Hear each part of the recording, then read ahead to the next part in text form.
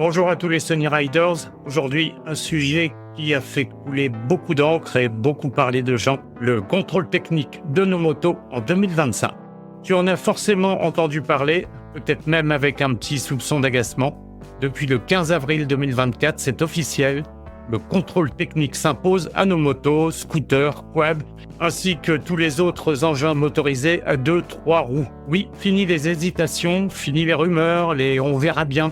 Plus moyen d'y échapper, c'est tout simplement la loi. Le but n'est pas de recréer une énième polémique sur le sujet, mais juste de comprendre exactement à quoi s'attendre et ensuite de s'y adapter. Ceux qui veulent encore essayer de remettre en cause le système, qui veulent changer les choses, qui veulent bouger les choses, libre à eux bien évidemment, mais pour le moment, moi je m'adresse à ceux qui de toute façon devront subir ou accepter ou vivre avec ce contrôle technique. Alors, qu'est-ce qu'il en est ? En premier, à qui s'adresse exactement cette nouvelle obligation ? Alors, en clair, à tous les véhicules de catégorie L. Traduction.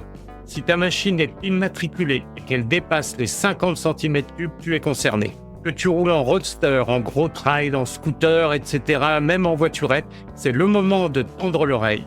Attention toutefois, il y a des exceptions et pas des moindres. Alors, on les détaille. D'abord, les collectionneuses qui sont mises en circulation avant 1960, pas besoin.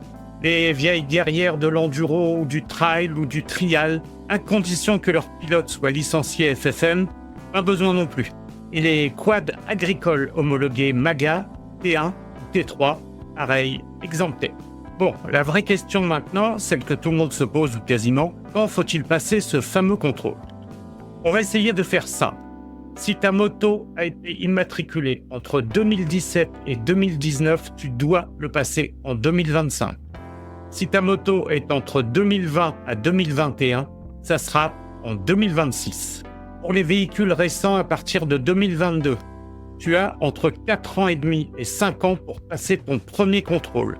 Il faut que ça soit fait dans les 6 mois qui précèdent le 5e anniversaire. Ensuite, c'est assez simple, c'est tous les 3 ans, à l'exception des véhicules de collection avant 1960, qui eux n'ont droit qu'à une inspection tous les 5 ans. Alors maintenant, parlons d'un sujet qui a fait couler aussi beaucoup d'encre. Qu'est-ce qu'on va vérifier sur ta machine ? Alors, on va pas tourner autour du pot, pas mal de choses quand même. La principale chose à savoir, c'est qu'il n'y aura aucun démontage sur ta machine. Il y aura bien sûr l'identification, les freins, la direction, la visibilité, les feux, les catadioptres, les rétros, les roues bien sûr, les suspensions, le châssis et bien sûr la pollution et le bruit. Et oui, ce qu'il faut savoir, c'est qu'en 2025, il y a une nouveauté. Le niveau sonore est désormais scruté à la loupe. Si ton pot d'échappement est non conforme, ton niveau de décibels dépasse celui inscrit en case U1 de ta carte grise, ce sera noté comme une défaillance majeure. Pas le choix. Tu pourras encore rouler, bien sûr, mais tu auras 2 mois pour faire les réparations et revenir passer la contre-visite. Ensuite, un domaine aussi important, le prix. Alors au niveau des prix, il n'y a pas de tarif unique, c'est libre.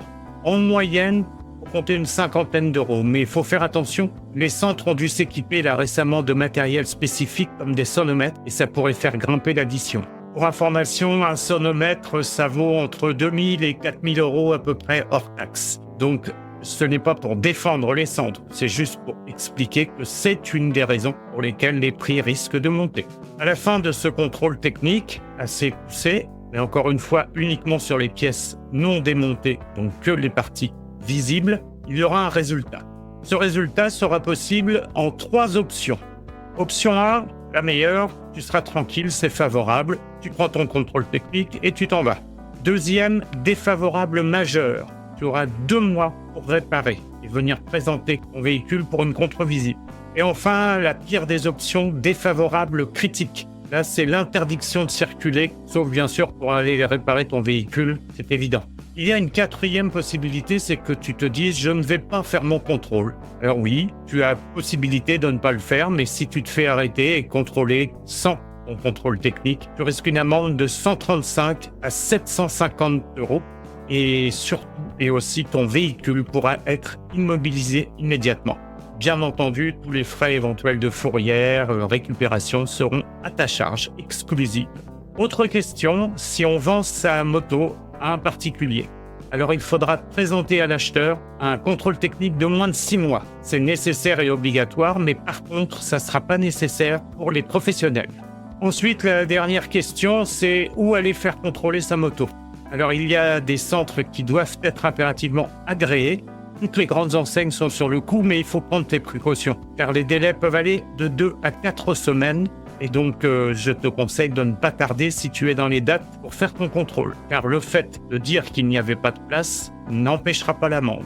Donc, en conclusion, le contrôle technique, c'est fait, c'est acté, on ne peut pas y échapper. Alors bien sûr, c'est pas toujours populaire, mais pourtant l'objectif est clair, c'est améliorer la sécurité et réduire les nuisances. C'est aussi ça, faire partie de la route. Je sais que ce n'est pas populaire, ce contrôle technique, et que beaucoup de motards sont en colère contre ça. Je ne souhaite pas défendre le contrôle technique, c'est quelque chose qui est là et c'est une loi, il faut l'accepter. Bien sûr, on peut arguer du fait que les routes sont mal entretenues, que les motards généralement entretiennent bien leur moto, etc.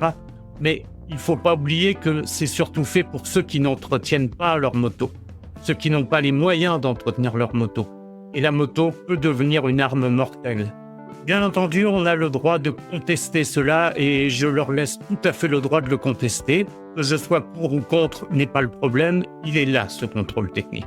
Pour ma part, j'ai contesté ce contrôle technique à l'origine, puisque ça date de l'époque où le président de la République française était Nicolas Sarkozy. Ça n'a pas marché, il faut savoir accepter quand on a perdu. Je comprends tout à fait que d'autres préfèrent continuer de se battre, mais quand le match est terminé, il faut arrêter de le refaire sans arrêt. Hier encore, je suis passé au contrôle technique pour une de mes motos. Voilà, ça s'est bien passé, parce que justement, je l'ai bien entretenu et j'ai fait ce qu'il fallait. Et ensuite, je vais passer mon temps à rouler et à continuer à vous informer sur tout ce qui se passe dans le monde à 2, 3 ou 4 roues. Si tu as des questions, n'hésite pas à me les poser en commentaire et j'y répondrai avec un grand plaisir. C'était Sunny Rider, et n'oublie jamais qu'en moto, ce n'est pas toi qui subis le comportement des autres, mais c'est à toi d'agir en fonction des autres.